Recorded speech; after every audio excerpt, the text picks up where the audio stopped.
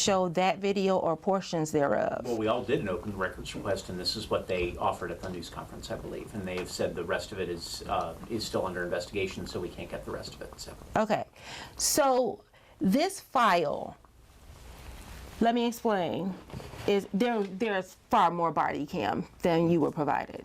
And I'm not suggesting any wrongdoing on anybody's part because I don't run their open records department. What I will say is that I thought about how this was portrayed in the media and how we all know how the media's portrayal influences community perceptions. And I wondered why there was just this clip that was shown. Now, for purposes of this part of the investigation, the bottom line up front for all of you is that I am not prosecuting any officer involved in this incident, right? That means that for my purposes, the investigation is closed, which also means that if you send me an open records request for the part of the incident that pertains to his detention, right, and the use of force by officers, I will produce all of that video to you. The part I can't discuss is anything that pertains to Markel Robinson's pending case, which is the case that he was being arrested for on the day of the subject incident. Make sense? Because that is still a pending criminal investigation. So you'll be able to get all of the video that we have. Today, I just clipped the relevant portions because of what I wanted to show you, but we'll get this to you in some form eventually, like right? I said, it's a lot of files. So It's a lot. It's not like it, Right. You can just retransfer it and it'll be there in 3 minutes. Okay. So we'll have to. Okay, yes. Oh, this digital jewelry. Oh. Now let's see if this is that's a faux zipper. Ladies. Women's clothing. I know, right? On your pants, that's fine. Okay, it was on my pants. Somehow it hopped off, but listen, y'all keep me intact, okay? So really part of the reason I'm doing this in this format, and I thank you guys for indulging me, is that up until this point, only certain portions of these clips have been shown to the community. And I think, as I said, it shapes community perception, not just about what happened in this incident, but about how people view law enforcement as to whether or not they view them as trustworthy, or how people understand what their interactions with the cops should be. So you all know what video clips y'all had, and we've already established that you only got a portion of it, right? I'm going to go back and show you what I reviewed, some of what I reviewed to get to my decision. Jameson, I need you. Is this it? Okay, see? So, people, we live in an age where people have demanded transparency, particularly since George Floyd. And whenever there is an interaction with law enforcement, people automatically go to that. Oh, this is an Ahmaud Arbery. This is a George Floyd situation. And I can see why they do that, but this is not a George Floyd situation, okay? So let me show you this first video, right? I am going to, this is the body cam of Dr. Officer Volrath, who was on the scene, right? And their body cam starts to turn on, all of it within 30 seconds of activation. So they're on the way to the scene, right? Now keep in mind that at their briefing this morning, before this happens and before this video starts, they have been assigned to execute a warrant on Mr. Markel Robinson, as you know, for the rape, aggravated assault, and sexual battery of his girlfriend, right? So they have been told in this briefing that he is armed and dangerous and that he should be taken into custody, okay? So, a suspicious man walking back and forth down the street. you tell me what you want to do, because I know your time is limited, and ultimately you are going to have these videos yourself. I'm going to show you 3 videos. They're all about 10 minutes long. I know you don't want to be here 30 minutes, so I'm going to go through the relevant parts, and when you get the video, you can go through it yourself, right? So let's see. I wish I had a remote control or a clicker. Stephen Street. You guys look confused. The room's going to be on the east side of the building, the other side that you're on now, on the 2nd floor. Let us know when you're staged around the corner, and then we'll move So around. you see them getting their instructions. It's SWAT. They're in full battle rattle. And at 1 minute and 50 seconds, something very interesting happens.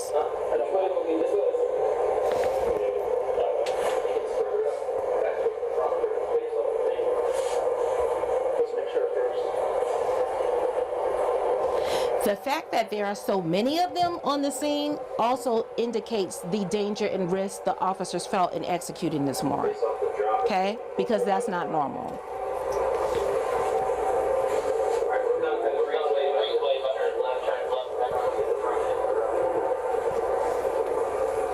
Okay, we're approaching, guys.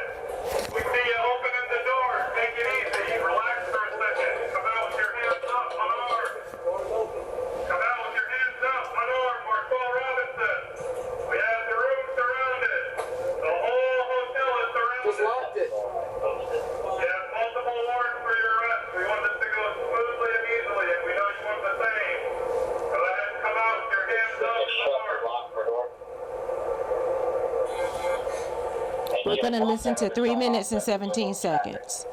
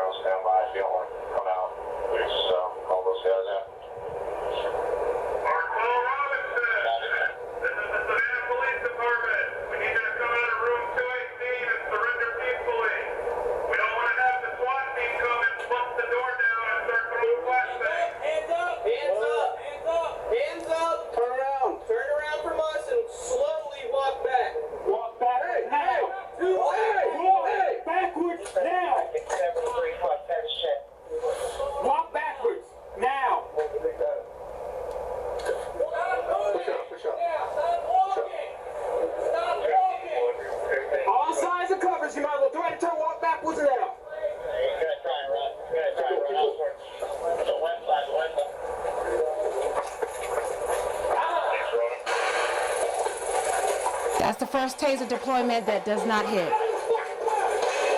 He jumps down a flight of stairs. Okay, in this first frame, let me tell you what you're looking at, okay? The first thing is that there are two sirens and announcements. They say to him, Markel Robinson, we have the hotel surrounded. Come out with your hands up, just like we've all seen that on TV. So he knows that this is the police, and he knows that they're looking for him. What you don't see, unless you've looked at this video multiple times as I have, that at 2 minutes and 17 seconds, what he does, knowing that he's wanted by the police, is he comes to the window, opens the window, seizes the police, opens the door, and then closes the door back and deadbolts it. At which time the officers say he's deadbolted. Now, they don't know if he has a weapon. They don't know if he has a hostage. They don't know how many weapons that he might have. They don't know if there are any other people in the room. So what he has done just now is increase the risk of danger to those police officers, and he knew they were out there. What's different between this case and a George Floyd or even an Ahmaud Arbery or any of the cases that we look at around the nation is that they had a valid warrant for him. They had a right to be there. He was not a citizen who was just walking down the street and got randomly accosted by dangerous racist cops, okay? That's not this story. He was wanted. It took more than 9 officers with all of this gear to chase him and to bring him into custody, right? So you'll notice this is a hotel. You can see that there are different vehicles parked here. He is now, because they don't know what he's doing, they don't know if he has a weapon, he is now posed a threat to not just himself, all these officers and all these pedestrians who are in the parking lot, as well as anybody else who might be in this hotel, okay? So that's the first thing that went into my analysis. Secondly, you'll hear that at 3 minutes and 15 seconds, they told him, we desire a peaceful takedown. We don't want to come in and kick the door down like SWAT. So he disobeys lawful commands by locking the door. When he finally comes out, they say, walk back to us with your hands up, like this, which he does not. He's looking over his shoulder to see what his escape routes are. They tell him, we already got the place surrounded, don't run. And what does he do? He takes off running, okay? I'm not going to show you the rest of this, but I'm just going to tell you for your reference that at 7 minutes and 23 seconds, the officers, they called EMS for him. He had a phone. They thought it was a gun, and you'll see this in the next video that I'm about to show you, right? But the officers didn't realize that until afterwards. And one of the officers at 8 minutes and 6 seconds says, I knew he was going to run, okay? So let's go to the other video that you all received a piece of, right? And the reason this is important as the DA is because you guys don't know, you guys have a duty to report, usually not having expansive information. But this was reported to the community as a violent arrest. Was it forceful? Absolutely. Was it violent? No. And so I'll explain that in a minute.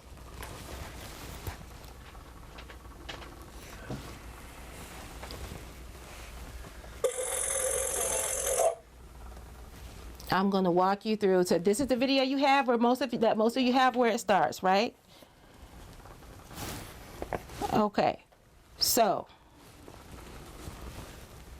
Let's make it. I wish I had a remote control.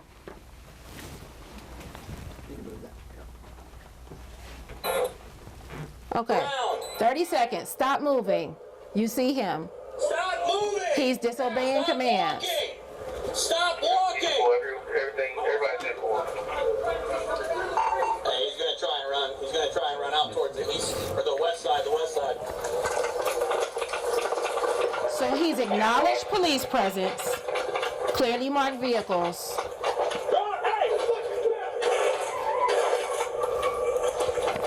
Two shots are fired.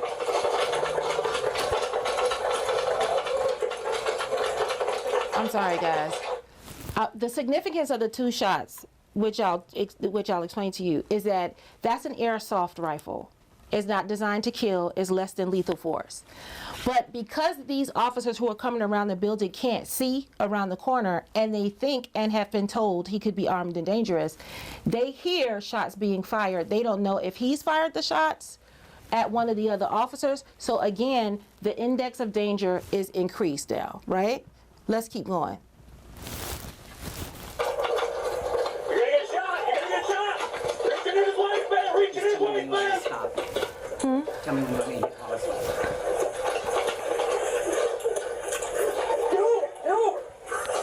Stop.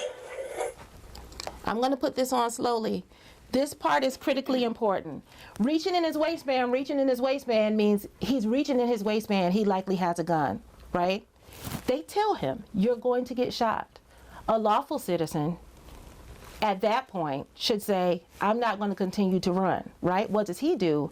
Not only does he continue running, now, as I told you before, he's not just a threat to himself and the officers and the motorists and the passengers in the motel. If he gets over that fence, he's a threat to whoever is on the other side of that fence, okay?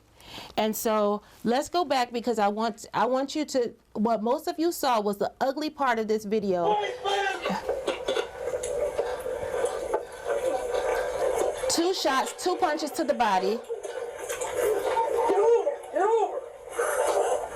Roll over, they're saying. Their main goal right here is to get his hands in handcuffs.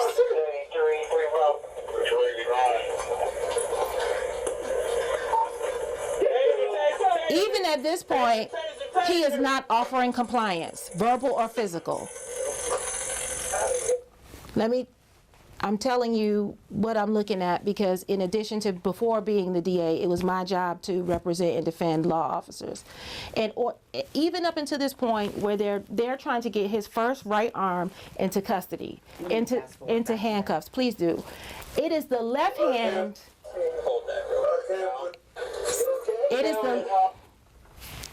It is the left hand that's underneath his body that they are afraid might be a weapon, okay? And so he's not offering his right hand. He's not saying, okay, I'll stop. He's not offering signs of verbal or physical compliance, okay? Now, the body blows that you saw, the punches to his body, These are reasonable techniques by law enforcement to force compliance. The law says that if an officer's force is reasonable to accomplish the necessary detention, then it is lawful and not illegal, and therefore not criminal, okay? So these body shots, it takes 4 of them to pull him off the fence, okay? Why do I say that?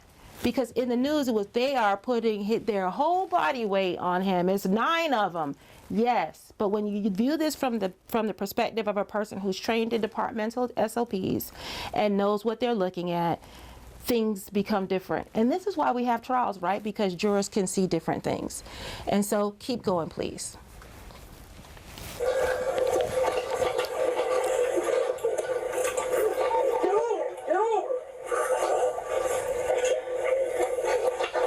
Turn over.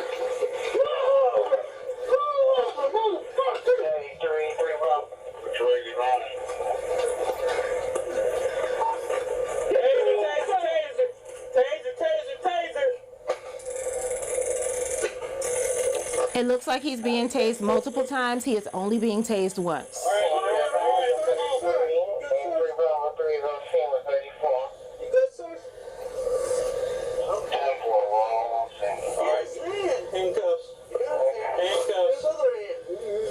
They're still looking for his other hand.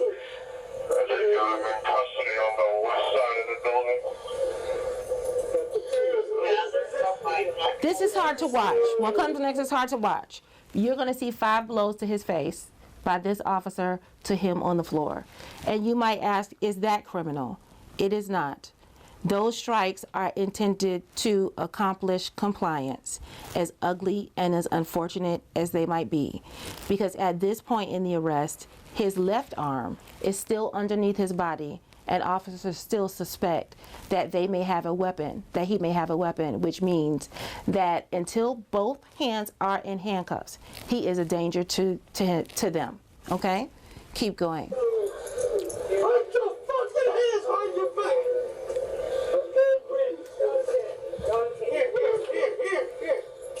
They see his hand. Here, here, here.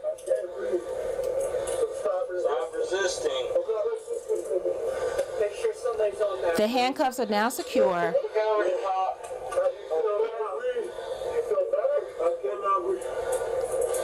And they are off of him.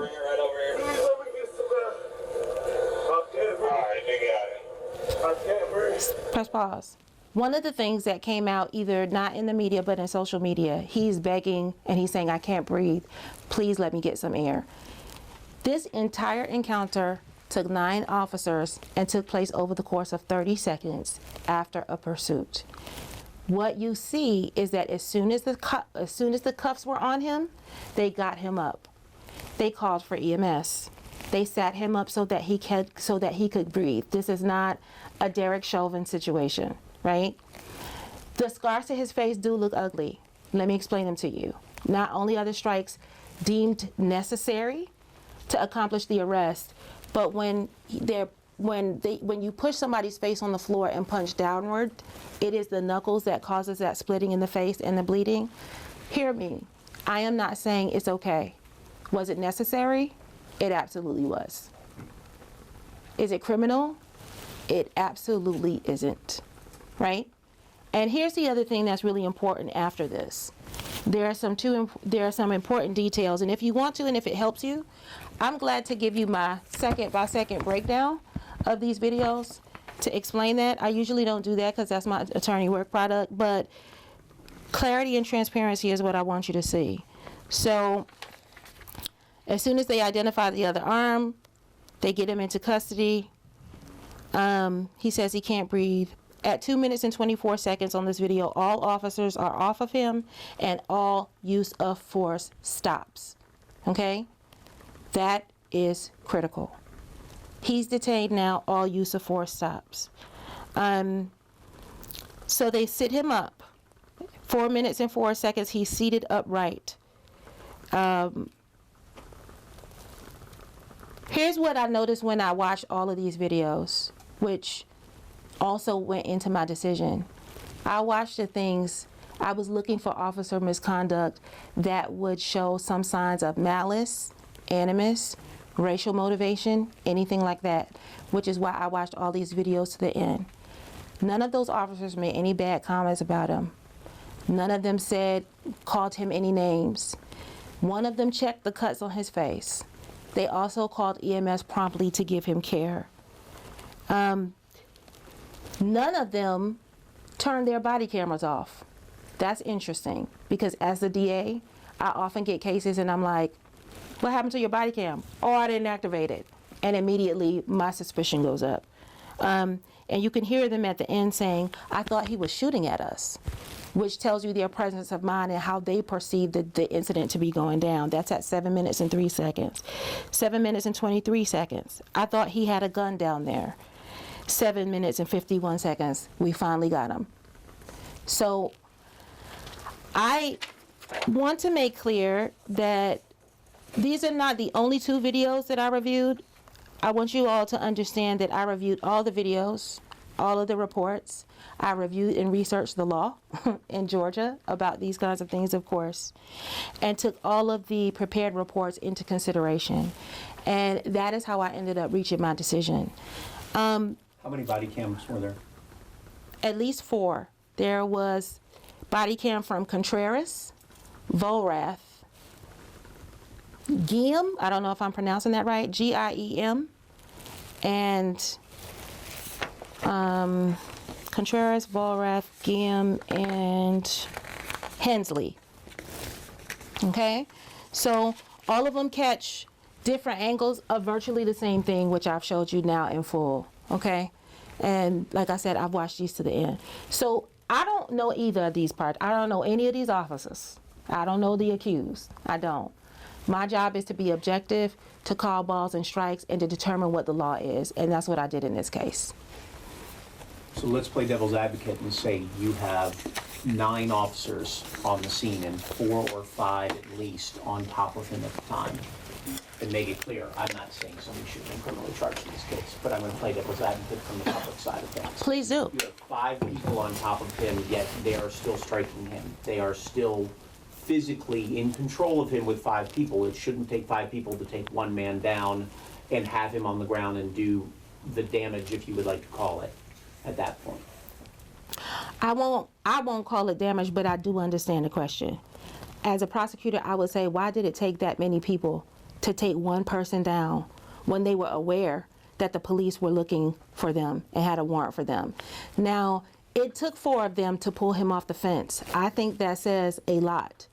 And what people don't know about officer psychology is that in those fractions of a second, when they are pursuing somebody, because you don't know if somebody has a firearm, it takes a fraction of a second for somebody to come up from a waistband and pop you. And at that point, they are worried about each other's safety. So it did take that much resources to take him down. It did. But here's the key point that I would say also as a prosecutor. Not a strike took place after he was in cuffs. And that is critically important because he could have avoided all of this injury to himself if he had complied in the very beginning. And it's sad, but it's true. And here's what I want to say. I don't think any other DA has more police officers under indictment than I do right now. And for the right case and for the right facts, I have no problem indicting bad apples and charging them and letting the jury decide. But at the same time, we need to live in a culture where we normalize not running from the police when they have a valid warrant for you. You ever heard I don't want to say this because I know that I'm on the record. I'm catching myself. You invite excessive force when you run from the cops. The cops, none of those people, you say it took 9 people, none of them knew it was on the other side of that fence. If he had gotten over the other side of that fence and gotten away from those cops, I'm not saying that he would, I'm not implicating him, but if somebody who does this get over that fence with a firearm who's known to be armed and dangerous, now you on this side of the fence, they want to question why it took 9 officers. But if this person gets over the fence and goes downtown to Ellis Square and shoots somebody in the face, they're going to be asking, Why wasn't he detained before, right? So when we're talking about public safety, and that's my job, I have to balance the interests of law enforcement, his interests, because the law says constitutionally he has a right to be free from unlawful search and seizure, right? But that does not mean that you get to pose a threat to law enforcement when they are doing their job. And to the people who would ask that question, I would ask them, would you want to do this job? Would you want to be one of these officers responsible for detaining somebody who could be dangerous, who disobeyed you at least 17 times? I wouldn't. If any of these were my husbands or brothers, I would view this video differently. I would be concerned for them. And he created that danger, not them. And several of these officers were suspended. What are your thoughts on that, since you feel that they didn't do anything? That's a perfect question. As the prosecutor, my only job is to determine whether a crime occurred. And I am saying that they did not do anything criminal. And I've given you the reasons for that. That doesn't mean that they didn't violate departmental policy. It doesn't mean that they didn't violate training that they get from the police department, whatever that might be. It doesn't mean that that this person shouldn't be able to file a civil case somewhere else. None of that is my business. My job is to determine whether these officers committed a crime in this detention. And I'm telling you, according to what you've seen and the law, they did not. Very different inquiry, very different. And in order for me to charge them, I have to believe that they had some criminal malice or intent and be able to prove that beyond a reasonable doubt. Let's do something different. Let me tell you what shifts it. It is against the law, ergo criminal, in my opinion, for a law enforcement officer to strike a handcuffed man. Why? Because at that point, he's not offering any danger or offering any violence or any risk to you. The rest of these people, the folks on the side of the fence, that is unnecessary and excessive force, and I will prosecute an officer 7 ways from Sunday. But this is something wholly and altogether different, right? At any point in time, going back to your question, Andrew, which I think was a good one, he could have offered not only physical compliance, but verbal compliance. Okay, I'll submit. I'm showing you my hands. He did none of that. He had ample opportunity. And this is the part that the public doesn't see and that people on social media don't see, right? And most DAs could give it to a grand jury. Oh, I'm going to give it to a grand jury, 23 people to decide, did he break the law? No, I'm the elected DA. It's my job to determine whether or not somebody should be charged. I make that decision usually, and it doesn't matter what law enforcement thinks about it. It doesn't matter what the community thinks about it. It's a hard job and a hard call. I wouldn't put that on citizens because I know what the law says. I'm an attorney. And people beg to see these things like, she hasn't made a decision quick enough, she hasn't moved fast enough, but you don't know what all goes into the review of these kinds of cases, right? And there are a lot of them. So I'm not sure how that informs your story, how you write about it, what you see. But I want you to see what I see. You don't have to agree with me, right? But I wanted to give you an opportunity to see what I see, right? Easily I could have said, let's do a press release, no finding of fault on these officers, easily. But without this contextual information, I feel like it would have been an incomplete report. It probably would have only been two-dimensional, and it doesn't educate the community about the role of law enforcement. Listen, it's a hard job. They don't get paid enough. I wouldn't do it. I wouldn't put my life on the line, and they don't have if something happens and they get shot, they don't have a second chance to think about, oh, maybe I was, they don't have that. They're out there and they could die. Can you imagine going to work and over your whatever meeting or briefings you have early in the morning, I guess we all have them, round tables where we powwow, and at that table, your boss or employer or supervisor tells you, you're going to go out and bring in an armed fugitive today. He's armed and dangerous, is alleged to have committed a violent offense. Your job is to take him down safely without incident. That affects your frame of mind. And that's what happened with this. So let me ask you, let me tell you this. And I'm going to stop waxing poetic. I'm only saying this because I believe in justice. I'm not a politician. I believe in this work. I want to say that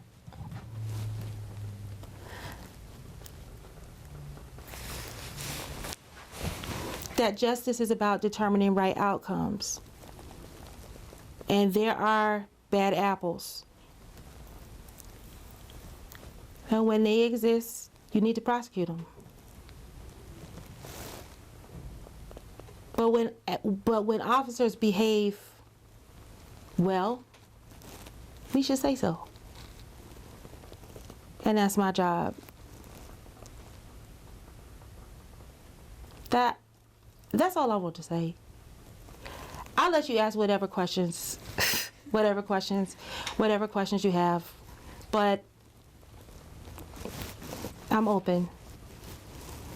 How long did it take you to come to this decision? Like, how long were you reviewing and debating? And Every day for the last three. You know what? I'm gonna be honest and completely transparent with you.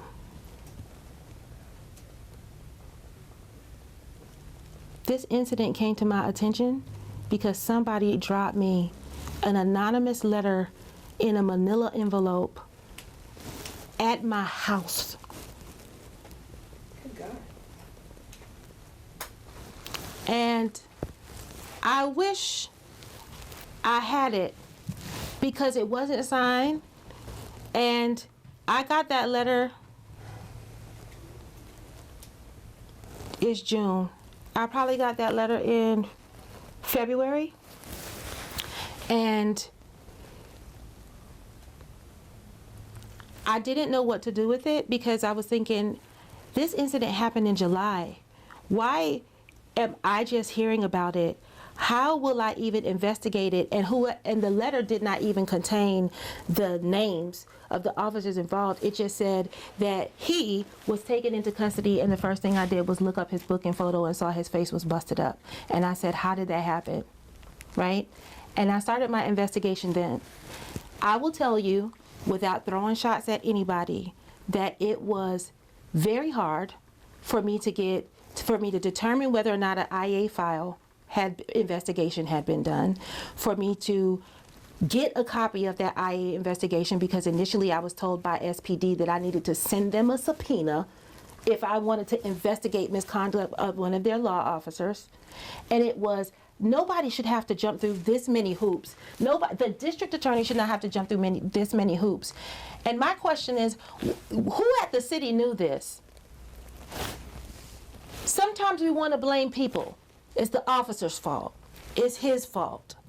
It's the district attorney's fault. Maybe the real fault is that we create systems and cultures that make it okay to hide information so that a citizen who is out in the community who has had a encounter with law enforcement doesn't have a place to accurately report it and trust that it will be investigated. I'm the district attorney, and it took me months to get here. And before I got the full file, which was 3 weeks ago, I got calls and text messages from you like, have you made a decision? Well, when I requested the file, I got trickle pieces of information, right? I didn't have all the videos. And that's why I couldn't give a quicker response to you as to what I'm going to say about it. What I'm saying is that we need to remove the cloak of secrecy around these kinds of incidents and be transparent with the community so that we can adopt a culture that addresses these issues. So I have been investigating this for a long time in terms of my life, because this is not something I leave at my office at 5 o'clock. I go home and I think about this, because not only do I have to think about what decision and whether or not it's lawful, am I going to give it to a civil grand jury for investigation, which would be a good way to pass the buck. and a good political decision, good political way for me to pass the buck. Am I going to make this decision? How am I going to present this to the community? How am I going to say this? And every investigation is different. They take different amounts of time. When I first came in the office, I said, I want to have every officer involved thing reviewed within 90 days, and I want to report to the public in 120 days because they deserve transparency. And you know what? I tried to do that, and I found it wasn't possible. It wasn't possible because sometimes you don't know if you have all the evidence or the video. When you've been told this is the video that we have, or someone circumvents the process and elongates it for you, these things can take a long time. And what I'm telling you is ultimately my call as a DA, but this file has been reviewed frame by frame, slowed down as much as possible by as many as 10 people in this office. Because I have to make sure that, like you, they don't see something I miss, right? The analysis is really, really extensive, and it takes a long time. And as a new DA, I was idealistic, but I know better now. Then let's go the other way, using your words, that they were hiding information from you when talking about the police, that they were not forward. This is something that happened in July of last year, and they didn't come forward. You didn't get anything until you got an anonymous letter. What's that to say about what police did in this situation? And what do you have to say about how police handled this situation? My decision still stands, and I think the police officers on the site did what they had to do. What I'm saying is that if there's anything to blame, we need to look at departmental policies and the lack of transparency in general. Have you addressed that then? Because that's the question is now, are you addressing that with Chief? Is it if it took you 6 months an anonymous letter to get it, police didn't have anything until April or so before they even admitted that this existed. Have you addressed that with Chief, and is there going to be a change in the future when it comes to these policies? Or are you feeling like you're going to be in the exact same situation if another one of these situations comes up, and that you're going to have to beg and plead for more information and video, etc.? Well, I've worked closely with Chief Gunther, and I have found him to be reasonable. But his department is owned by the mayor and the city manager. And if they tell him that he can't release the video, then he can't. We have had multiple conversations, and as recent was within the past few days, but I can't tell the police department what they can do, but I can tell you what I'm going to do. What I have decided to do is start a civilian, it's called COP, Civilian Oversight of Police Performance, and that's going to be run and fall under the auspices of my office. What I expect to do is, when I say it's a civilian oversight of police performance, that's what I mean. That means that civilians are taking complaints that the civilians, not just in Savannah, but all around the county, because you remember I'm countywide, will be able to make complaints to this independent body of true citizens who, and it doesn't matter, they could be pre-investigation, pre-arrest, pre-IA. These particular citizen review boards, this one will run completely independent of IA. It doesn't fall under the auspices of the police department, but the helpful thing is, because it falls under the district attorney's office, if there is body cam to be found in evidence, I know how to get it. And I expect all law enforcement to comply. And so that's the only thing I can do, is to put the power back in the hands of the citizens. And again, when I say that, understand, I'm not saying that every cop that's out on the street is bad. I've worked with cops before. But for the 1 out of 10 or 15 that is bad, a citizen should have an opportunity to make a complaint and be able to track that complaint with an independent body that's not selected or paid by or chosen by the city or the mayor. And they should be able to have the assurance that because there are peers, my peers, citizens, not electeds, not friends of so-and-so, but these peers are reviewing my claim. Their job on this board on COP is to be able to get back to that citizen to say, we screened your complaint, here's what we think. And they can make recommendations. We recommend more training. We recommend that this be reported to Post.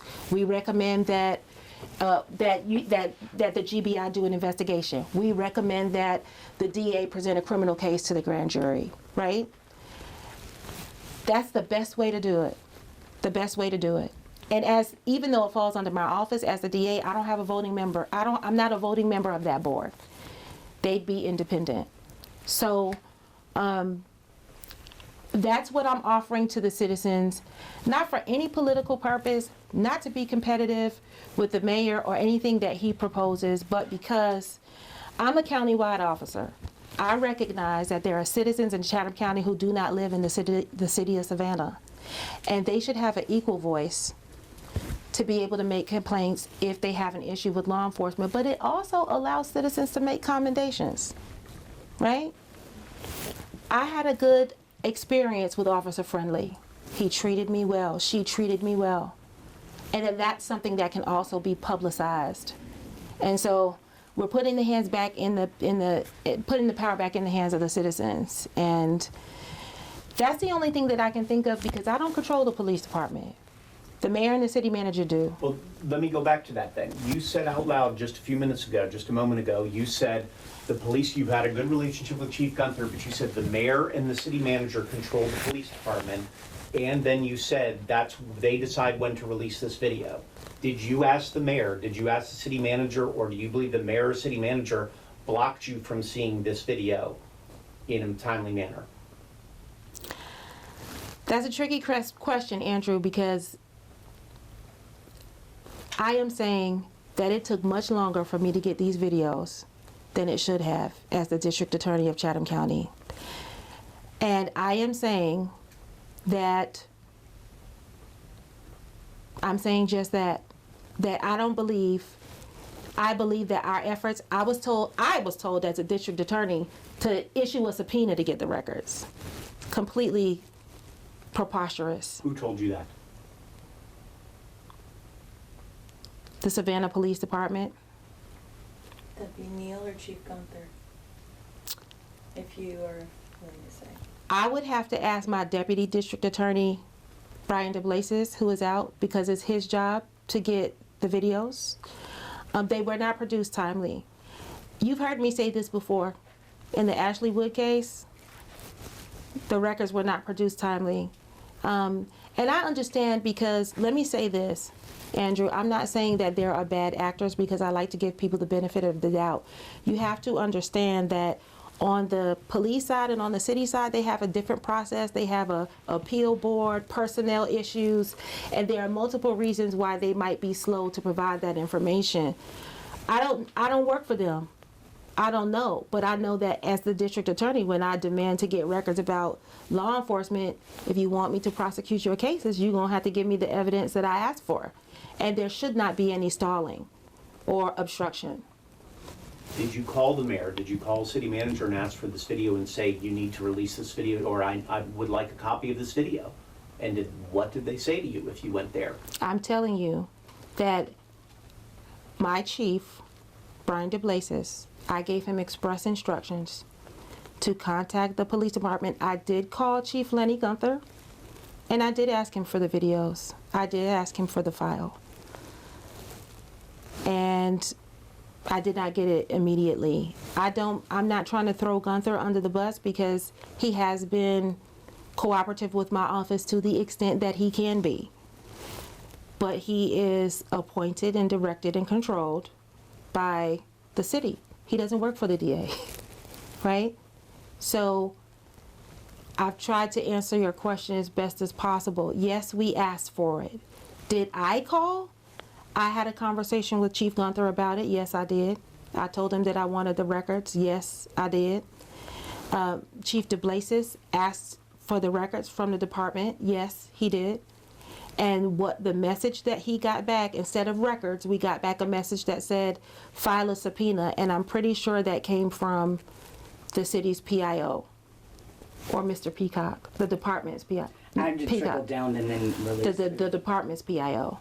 And that's just the reality, that different departments have different legal concerns. I am very reluctant to say that there are bad actors, and so what I'm telling you is just the facts. But you brought up the mayor and the city manager. I did. I absolutely did. Are you including them in this bad actors idea? I said that I am not naming any bad actors, and here's why I'm not. Everybody has counsel, and what their attorneys tell them to release or keep private for whatever reason is up to them. I'm telling you that my experience has been that I have not gotten the information that I have requested in a timely manner. Did you talk to Van, or how did that go? I did talk to the mayor. I talked to him last night. I called him as a courtesy to let him know what my decision was and that I would be meeting with you today to publicize that decision. He understood and was appreciative, and that concluded our call. Did you express your dissatisfaction with the way it was handled and how hard you had to work to get video? I did not. I did not. I made the call as a courtesy for his situational awareness and to prevent any allegations that we caught them by surprise, which was previously reported in other instances. My goal is to collaborate with the departments to the extent that they will allow me. And what I can say, frankly, is that I have not found the leadership. I have found Chief Gunther very cooperative, but I have not found the people who control him to be cooperative with my office at any point since I've been here. I'm hoping that will change because we have a lot that we can do for this community if we work together. It just hasn't happened yet, but that doesn't mean it won't. Do you think that would take new leadership, or do you think you could make that out of the existing relationships that you have with those people? I'm always hopeful that that relationships can be turned around, which is why I reached out to the mayor last night. But then why not express your dissatisfaction? You've expressed it here to us. Why not directly to him to express it and maybe have that sit down or have a moment there? I've had similar conversations in the past, and they haven't been fruitful. And sometimes you know when you've reached a limit. But I always do try to express that my door is open and that regardless of what differences we may have, and every department is going to have differences, right? I'm still open to working with him, his department, and the other police chiefs who constitute Chatham County. Savannah gets a lot of focus. SPD gets a lot of focus. But half of our residents live outside of Savannah. And I still have a job to protect them and prosecute. The mayor has been very public about his personal opinions about my ability to prosecute or the strength of my office. What I can say to that is I could never comment on his job. I think in terms of economics, he's been an excellent mayor, but I also understand that it's not my position to comment on his job and his ability to do his job as the DA. That's not my place. I could not be a mayor, which is not why I'm not one. Respectively, the mayor is not a prosecutor. Have you had any such problems with other departments, Chatham County or any others in your district when it comes to getting video or addressing issues? Every other department that I work with has been open. Every other police chief, I shouldn't say that. Every other department, I do not have the problems with any other department in our county that I have encountered in Savannah. I think a lot of that is political. Again, I do not want to undermine anybody or throw shots, and I can't say why that is, but I think it's because of their leadership. The department, I have found officers, detectives, and investigators in SPD to be some of the best we have. They are understaffed and they are doing investigations that help us make good cases to prosecute. I enjoy working with them, and I'm super glad. We've had some come here recently this year. You know, we've had some of them come and work for our office. And what I have found is that a lot of times it's not the people who are doing the work, it's the clash at the top. It's a clash at the top, and that needs to change. So Mayor Johnson announced his plans back in June to make changes to how allegations of excessive force by officers are reviewed. He said he wants to bring in more community voices. So a use of force review committee, including a civilian faith leader, a civilian member chosen by city council. So when you were talking about COP, this would be different and this would be countywide, and who would choose who's gonna be? There are significant differences. You're right, the major distinction is that we're countywide, not just Savannah. The other distinction and difference is that those who are interested will submit, there will be an application process so that those who are interested in serving on this board, it is a voluntary board, will be able to contact and apply through either their commissioners or their city council persons. And I expect those people to submit those applications to our office. We do have a steering committee. So that steering committee, there should be equal representation from every district within Chatham County. The other distinct difference is that I'm not choosing them. The people are choosing them. But most importantly, these kinds of organizations, we have to train them.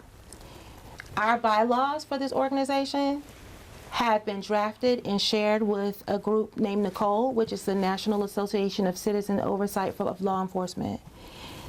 That national agency is responsible for training, education on SOPs, departmental policies, the use of force, appropriate conduct, because it takes an independent body to train these civilians so that they understand what they're looking for. I haven't heard a training component in what the mayor has offered. Again, the mayor is just the mayor of Savannah. And I think that what he's doing, I can't comment on that, right? I'm not in competition with him. If he decides to put something in place and these boards and groups can work together, by all means, I think we should, right? Because more resources are better than less. But the only thing I can tell you is that those are the four fundamental ways that what I am proposing is different from what the city of Savannah will have. Timetable and basics on when that's going to happen, or when you have that in place? Or when the application process will start, all of the above, or is that still to come? That is still to come. You have time hoping when you would start this? My goal would be to start accepting applications at least by September 1. And Steering committee is made up of who? hang on one second. There'll be another press release on that, but yeah. Okay. And on the steering committee, there are a lot of local people who have been calling for these kinds of a kind of committee like this. I will tell you that before this incident came out, this is something that I was working on and something to accomplish in my new term, which is now.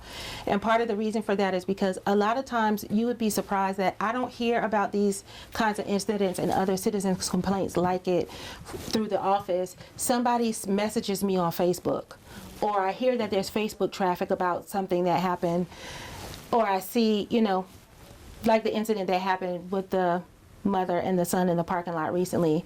They don't come directly to me, but citizens are talking about it amongst themselves. And there needs to be a centralized way that we address those. And so this is my answer for that. But when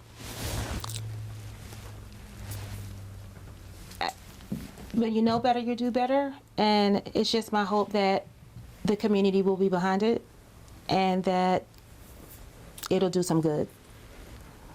And I just wanted to ask one more question. For that person who dropped off the manila envelope, we don't know who they are. I know we got an email to our newsroom. I think it was like a family member or a friend of Markel Robinson being like, he was beaten up and they're viewing your office as their last chance to get justice. What would you say to them with everything you reviewed and your determinations? One of the things I find is that justice is hard because the right outcome does not mean that everybody's going to be pleased or satisfied with it. The only thing that I can offer Mr. Robinson or the citizens is the same thing I've offered to you today, which is transparency. It's not uncommon. I've made decisions in other excessive force cases in my years in office before that there were different expectations or rumors about someone's innocence or guilt. And then when you look at the actual evidence, people are often speculating not because they're bad people, but because they're looking for answers, and in the absence of an explanation, they'll fill in the blank. My job is to fill in the blank with the truth. Sometimes that truth works out and is favorable to people like Mr. Robinson and his family. Sometimes it's not. But the truth is what the truth is. And my hope is that I don't have anything to hide. All my cards are on the table, and it is what it is. He did have a bond hearing this morning at 9. Do you know what happened in that?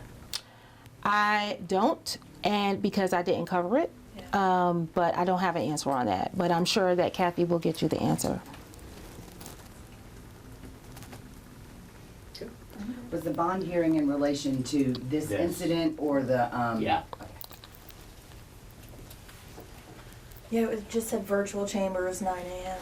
So Well, because you know there's that other matter that's being investigated that caused him to have the warrant put out on him in the first place. and that didn't- it was for his rape charges. Yeah. Okay, so it was for The the, rape and ag assault charges. okay. Yeah, it wasn't the fleeing, et cetera. I think those are tack on is probably what happened, so. Thank you. Thanks so much. I hope that this has been a good use of your time. I appreciate you for giving me this audience and opportunity, and thank you deeply, and thanks. And I do want to thank the citizens of Chatham County who elected me to make these tough calls and decisions. When I accepted their nomination and their selection of me, I didn't do it. I did it knowing that there would be times where I would not be able to satisfy everybody at all times. But that's why you elect somebody, hopefully somebody that you trust, and that will be transparent. And that's all I can offer. Well, we appreciate the Yeah. invitation. Appreciate it. Thank you. Thank you so much.